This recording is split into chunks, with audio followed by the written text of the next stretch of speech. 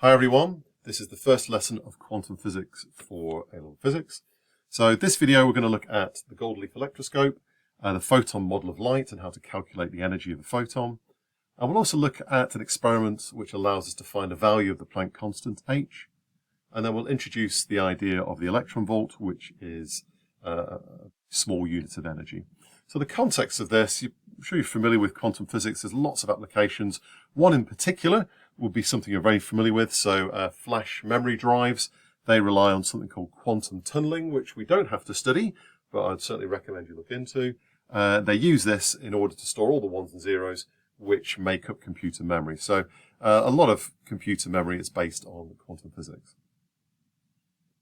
Okay, so a brief introduction to quantum physics, which is relevant for A-level, because you can really look into this into a huge amount of detail.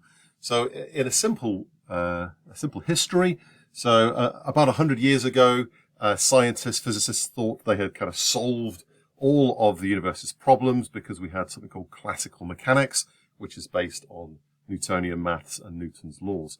And then a few experiments came along in the early 1900s, which could not be explained by Newtonian laws, Newtonian physics.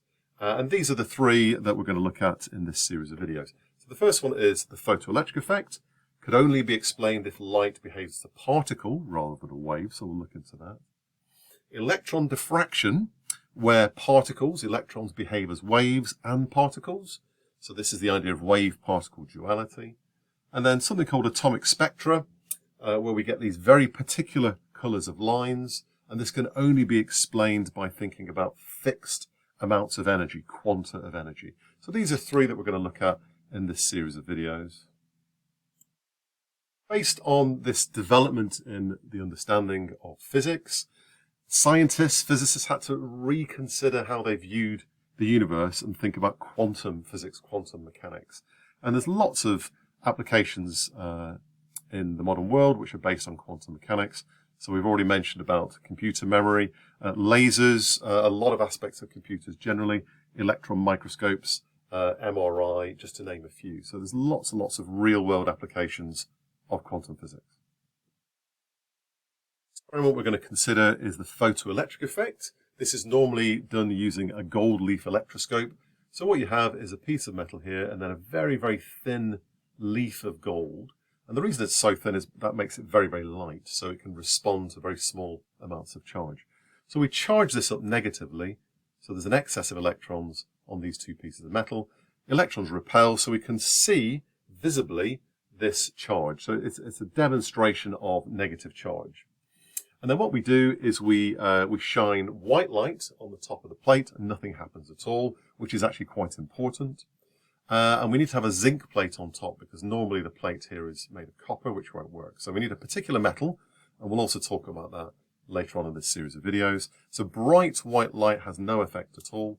But when we shine UV light on the zinc plate, as shown by these purple arrows, and it's a low intensity as well, so it's not bright, it's very weak UV light, then the gold leaf falls back to the vertical. So that means that the electrons must have been removed by the UV light. So it's a very simple demonstration. If you want to see an actual picture of this, you can YouTube this or find this in various different ways. You might have been showing this demonstration in your science lessons. So we're going to explain, well, what's the significance of this and what's the impact of this on our understanding of light behaves. Okay. So the explanation is that energy must be given to the electrons in order that they can escape from the gold leaf and from the gold leaf electroscope. So we get this light coming in, or UV light. It gives its energy to some of the electrons, and those electrons can then leave the atom and leave the material, and that is why the gold leaf falls back to the stem. So when these electrons are released, they have a particular kinetic energy. So we'll talk more about that later on, but the kinetic energy is quite important. So then we need to explain, well, why is it that weak UV light, that's low power, very few photons, as we'll see, can be more effective than high intensity, very bright visible light?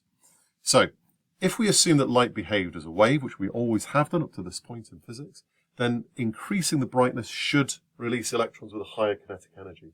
That does not happen.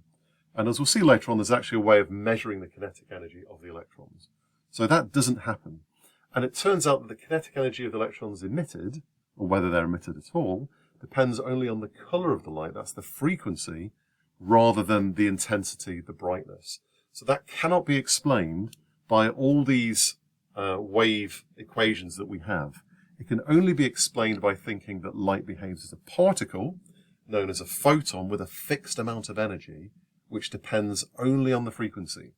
So it doesn't matter how bright the light is, it only depends on the frequency. So the next question should be, how do we calculate the energy if we know the frequency? So we have a nice simple formula here.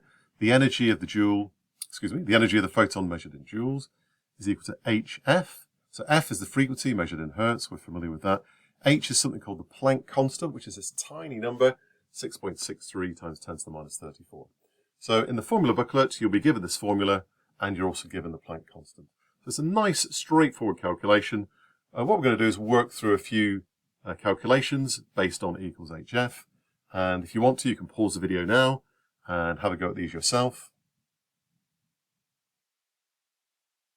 Here we go. So if we know the frequency, nice simple calculation, we just multiply h, the Planck constant, by the frequency, and we can calculate the energy. So we would expect to get a really tiny number. And this actually leads us into the more convenient unit of energy, the electronvolt, which we'll look at later on in the video. Nice simple calculation. Obviously, you need to use standard form, and you need to be using your calculator correctly in order to enter this. Write this in terms of the wavelength, because we already know V is equal to F times lambda, or in this case C, because it's the speed of light. So we can rearrange F is equal to C over lambda. So if we're given the wavelength, then we could, if we wanted to, calculate the frequency and then calculate E equals hf. Or if we want to, we can use this new version of the formula and just calculate the energy directly. So we can do that now. If we're told, if we're given the photon energy and we're given the wavelength, then we can rearrange this to make lambda the subject. So lambda equals hc over E. And again, relatively straightforward. We can put the numbers in there. Just be careful with the 10 to the minus 16. So that should be on your calculator. 1 multiplied by 10 to the minus 16. Don't make the mistake of putting that in your calculator as 10 times 10 to the minus 16. That will be incorrect. So we can work out the wavelength of the light in this case. And you might get in the exam something a little bit more difficult. We might be told about the power output of the light and the photon energy. So this is something we might need to consider. So if we know the power is the energy per second, so 1 watt is 1 joule per second, and we know the photon energy, we're given that, then there is this formula here. We're not given the formula, it's not in the formula booklet. We can either think it through logically, or if we want to, we can look at the units. Because if I divide joules per second, that's power, by joules, that's the photon energy, the joules will cancel and I'll be left with s to the minus 1, which is photons per second. So all we need to do is divide the power by the photon energy, and that'll tell us the photons per second. Photon is not a unit, so the only units here are s to the minus 1. And this also should make sense because we end up with a really large number, which is what we expect. We'd expect to get a huge number of photons per second because they're very, very small and very tiny parcels of energy. Right, now it's your turn to answer some questions. So these are 3 fairly typical, fairly straightforward exam questions, which you would need to be able to cope with in the exam. So pause the video, give yourself 15 or 20 minutes, and then when you're ready for the solutions, you can press play and see. Right, this first question is really, really typical. This could be a longer response question in the paper. So we need to have the correct name of the equipment. So a gold leaf electroscope. We charge it negatively. That's really important. If we charge this positively, then we wouldn't get an effect. So it must be electrons that are involved, that are removed from the metal. We must mention the zinc plate. That's important. We could also talk about this lack of effect of white light. That's quite significant. We need to mention the type of light. So it's UV light. And what it does, it makes the gold leaf foil fall back to the vertical. And then some kind of explanation. So we're giving energy to the electrons. The electrons then have enough energy to leave. So because we lose this excess of electrons, then the gold foil becomes discharged and falls back to the vertical. And the significance is to do with this idea of photons, particles of energy. So the energy of the photon is related to the frequency rather than the intensity. So we could make a reference to E equals hf. So question 2 is fairly straightforward. It's just calculate the energy. You could get a question as simple as these two in the exam. So E equals hf. Make sure you get the correct value of Planck constant. Make sure you're using this, you're putting the numbers into your calculator correctly. And you should expect a really tiny value. So if you get a large value, then you've made a mistake somewhere. So it should be 10 to the minus lots. 10 to the minus 13 sounds about right. Similarly, if we have the wavelength, so we've got hc over lambda, nanometers, obviously our prefix, 10 to the minus 9. And again, a really small value, that sounds about right. Question 3 is probably more likely what you'll get in the exam rather than question 2.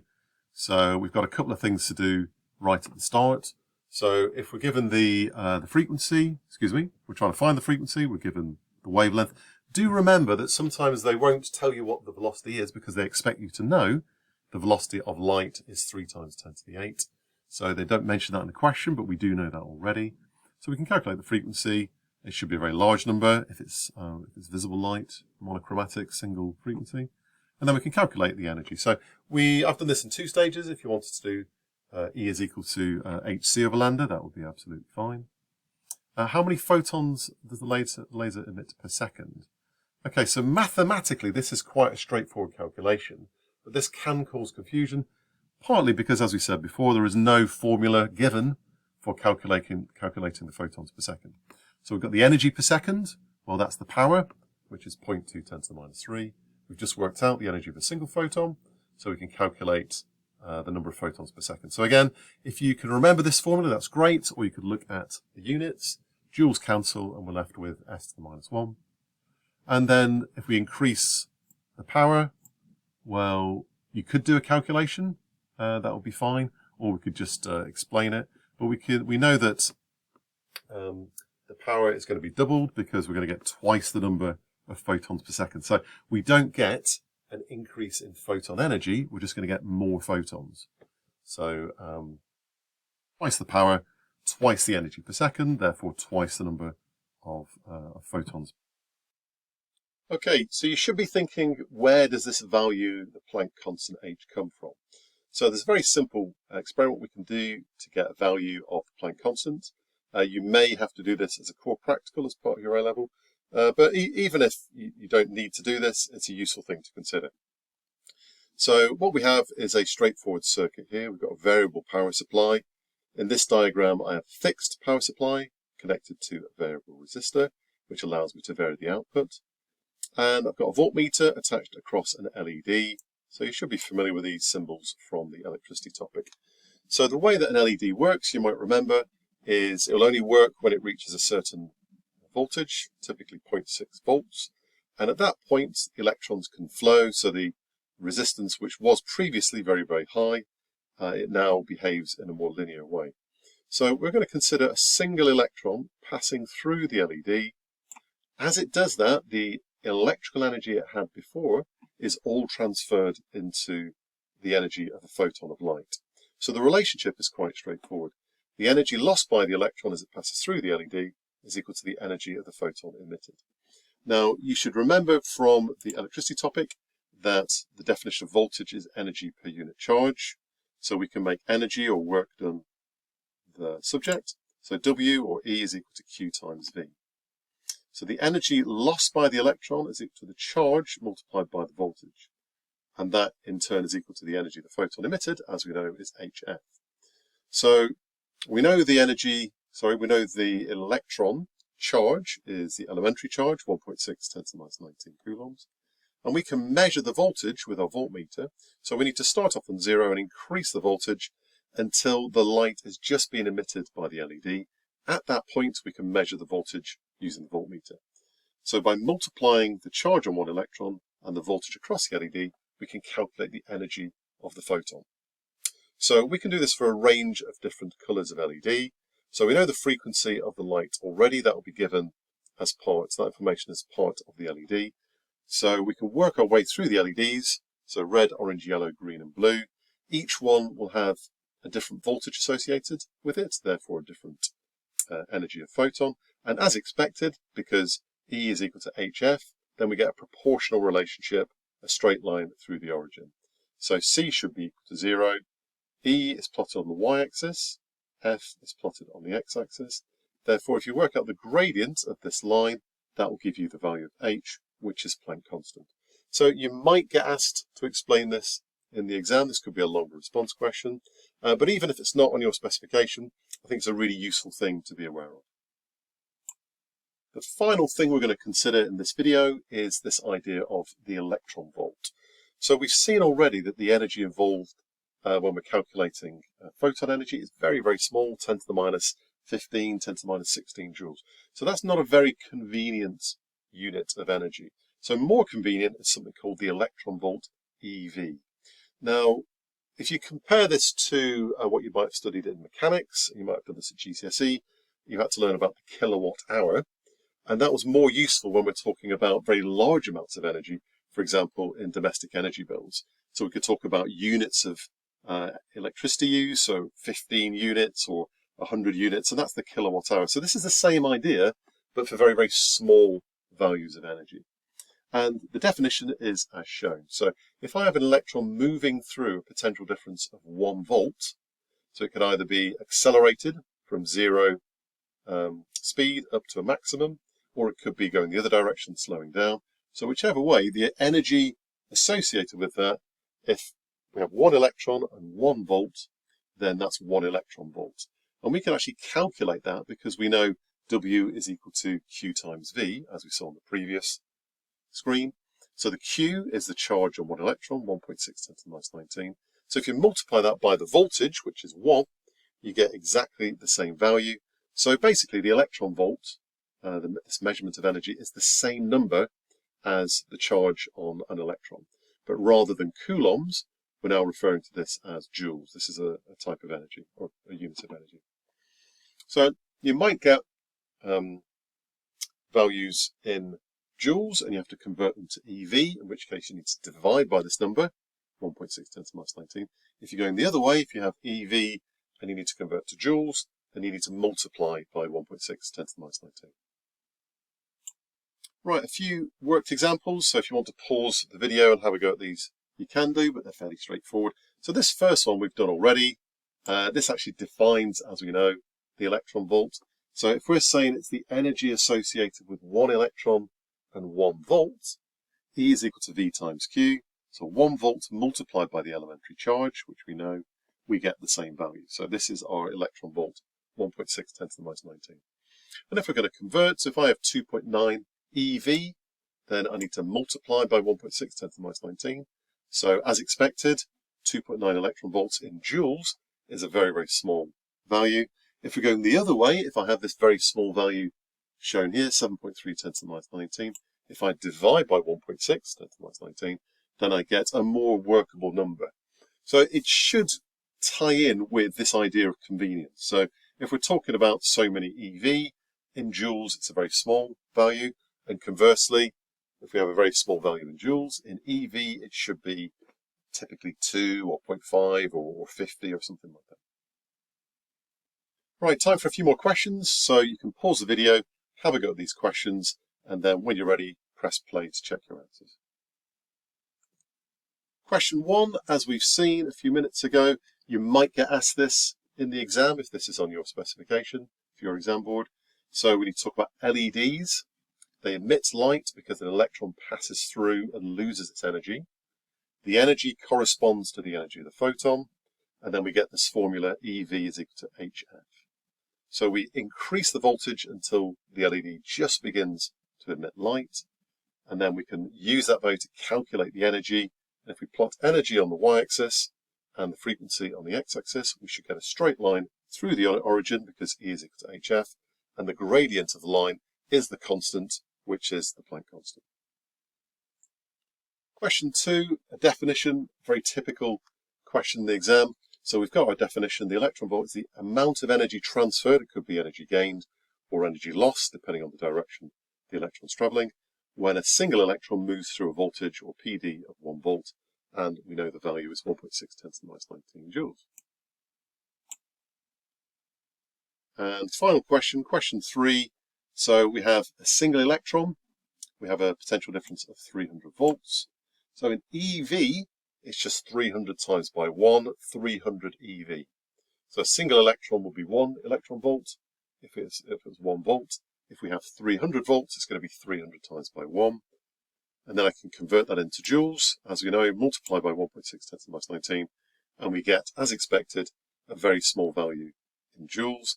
And then we might, and this is useful for later on in this series on quantum physics, if I know the mass of the electron, we're given that in the formula booklet, then kinetic energy is half mv².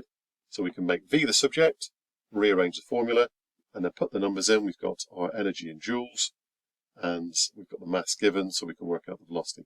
A couple of things here. If we're doing any further calculations, for example, with kinetic energy and the velocity, then we must have the energy in joules. If you try to do this calculation with EV, then it won't work.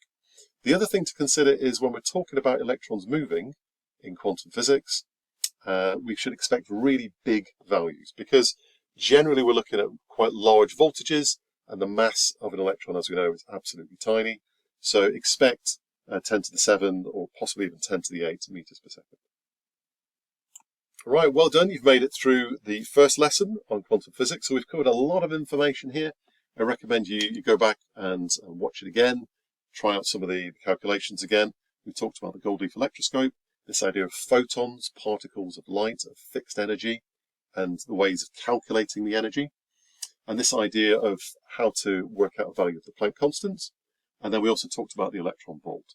So all of this information is absolutely key for the next video, which I recommend you watch after this one. So the second video on quantum physics, this is when we look in more detail at the calculations related to the photoelectric effect, and we'll talk about precisely what the energies are, how it varies for different metals, how we can calculate the kinetic energy or the maximum kinetic energy of the photons, of the electrons emitted. Right, see you next time.